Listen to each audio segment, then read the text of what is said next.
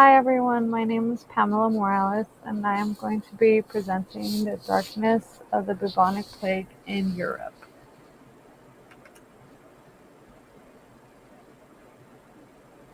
So, the bubonic plague was a historical event that spread worldwide and had its positive and negative effects. The plague covered most of the Western and Eastern world and was considered a pandemic. The bubonic plague was the catalyst for change in Europe to occur that would ultimately leave a long-lasting impact in history. So the bubonic plague's origin began in the 14th century during the Middle Ages, and it was caused by a bacterium called Yersinia pestis. The bacterium was found in fleas. The fleas would feed on rats, and once the rat population began to decrease, they would move on to human beings. Um, Once the disease was transmitted, it was able to be spread from human to human. This would lead to it migrating along the Silk Road and it being brought to Europe through the use of trade. The Black Death did hit Europe immensely, so much so that it impacted their population growth by the end of the 14th century. The plague was so deadly that it had its severe effects on both internal and external parts of the body. The disease consisted of a fever, pustules on the skin, vomiting, lack of appetite, and other deadly symptoms. Once Europe was able to recover, there were many efforts in trying to contain the plague from spreading further.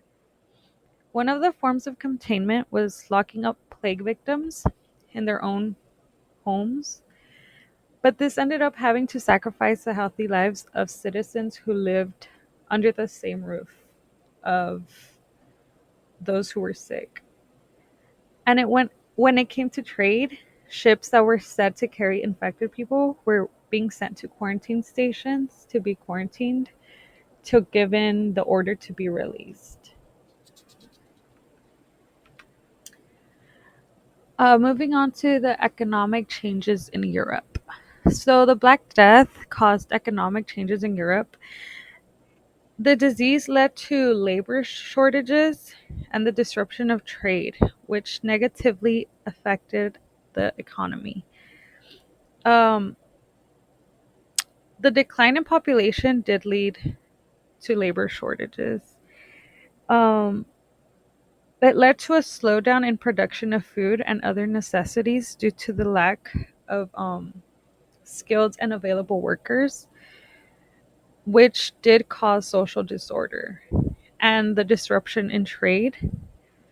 And that led to higher costs and higher prices due to the scarcity of of goods, I'm sorry. Um, though these were short-term effects, they were still impactful.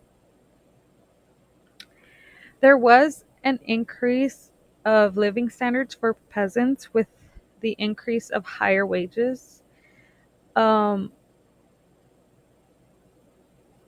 they were able to afford like the necessities that they needed in order to survive.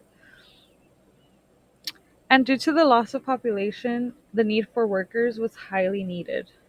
And peasants and laborers were able to benefit from this since they were able to demand higher pay and better working conditions.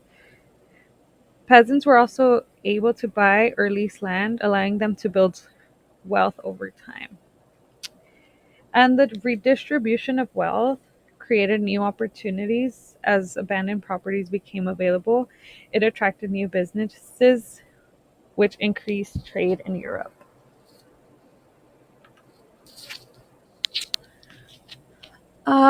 Politics during the Black Plague.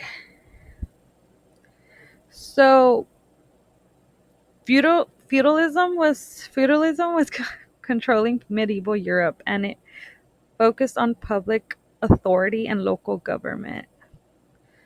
The system led to uprisings as it was fragmented and the king wasn't necessarily on top of things. So the system relied heavily on the king's soldiers, nobles, and peasants. Um, the government didn't really know what to do and they weren't aware of what quarantine measures to implement. However, in the late 1800s, early 1900s, the understanding of the plague arose and changes in the public health legislation occurred due to high mortality. The government did implement quarantine measures to prevent the plague from spreading further. An example of this can be seen through the regulations of limiting person to person contact. Um, when it came to trade, it was also regulated to clean the goods that were being traded. There was also an increase of rebellions in the government due to peasants revolting. And the reasoning for this was that there were labor shortages. This led to workers demanding higher wages now that workers were needed since many people were getting sick with the plague and dying. Um, to seize authoritarian figures. So, a number of officials were lost due to the Black Death. The problem was like finding replacements. And then there was an increase of women's rights. Women often would take on the role in running businesses, and they would also make agricultural decisions.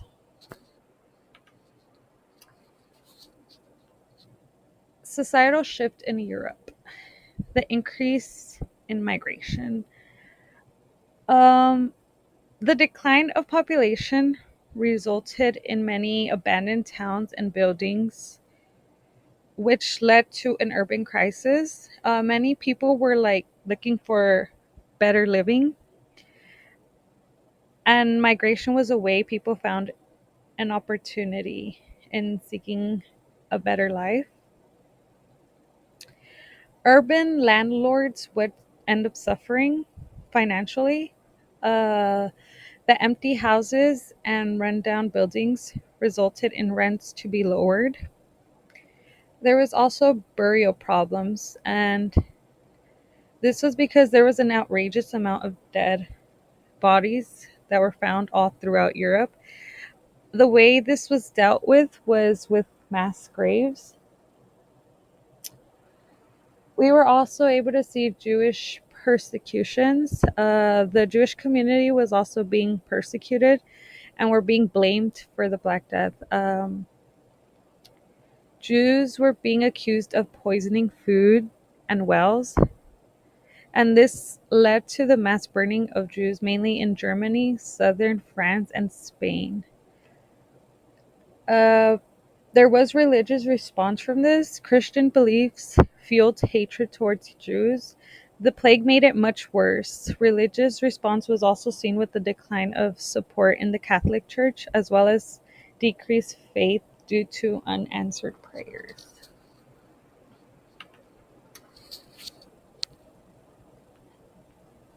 The bubonic plague caused a decrease of population in Europe and an end to the feudal system.